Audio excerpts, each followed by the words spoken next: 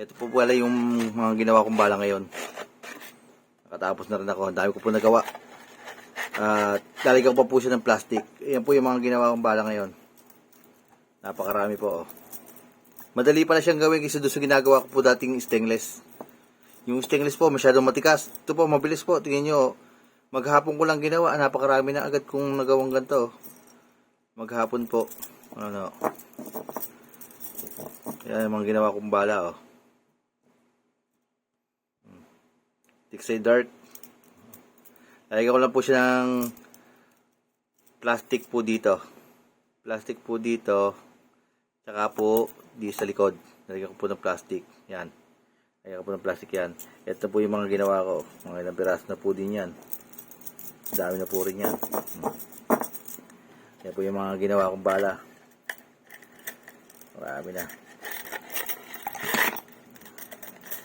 Diba, nagtatanong po sa akin kung ako'y nagbebenta.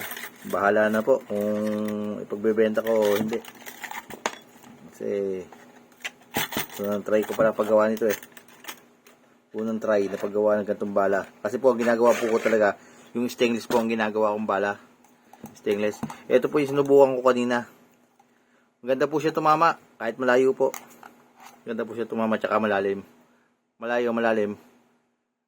Ewan ko lang po doon sa ibang baril. Sa akin po kasi malakas po yung baril ko eh. Kasi tukak yun eh. Tukak. Kaya yun.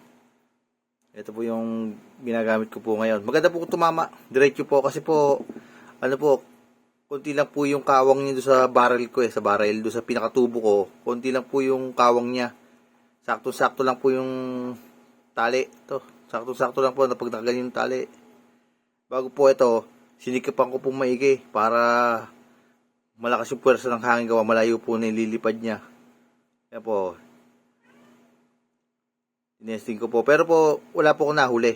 Kasi tinesting ko lang po sa plastic, doon sa mga naglutang na plastic. Kasi po, napakarumi po ng dagat sa amin ngayon.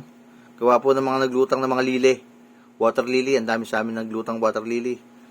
Yan o. Gawa, tinesting ko po siya sa mga plastic na mga naglutang.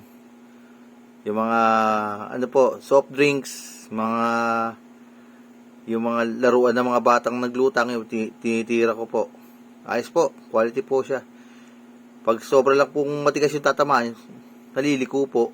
Pero ayos po, maganda po, diretso lumipad daw. Maganda po pagkagawa ko, diretso. Ayan po, ito po yung aking gagamitin na ngayon. Yung mga stainless ko po, itatago ko na po yun. Hindi ko masyadong paggagamitin na po. Ito kung mga gagamitin ko kasi marami akong ginawang ganito eh. Ayan po, mga ilang, 3 piraso po yung nasubukan ko. Ayan o. Pare-parehas po sila. Ayan.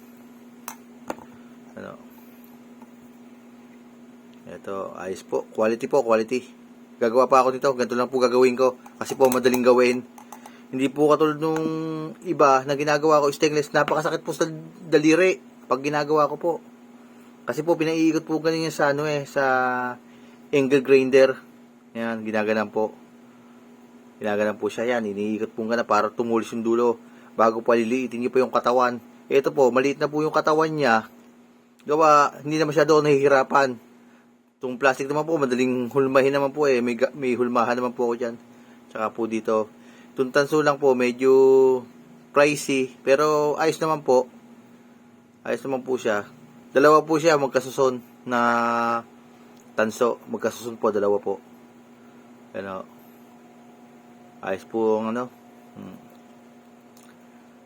Pagka may nakagustong mga tropa, ay bahala na po kung magkakasundo kami sa presyo. Pero baka po hindi ko po magbenta ng ganito. Kasi po pag ako gumagawa lang pa sarili ko lang. Ayoko po kasi ng sinasabi sa akin yung tao pagka gumagawa po ako ng mga na pangit, ganito, ganyan. Ayoko po eh. Gumagawa lang po ako puro pa sarili ko lang po.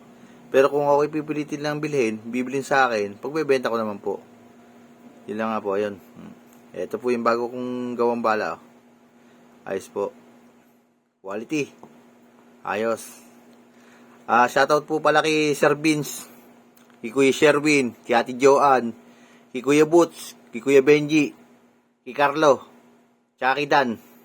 Ayos. Salamat po sa inyo. God bless. Salamat po.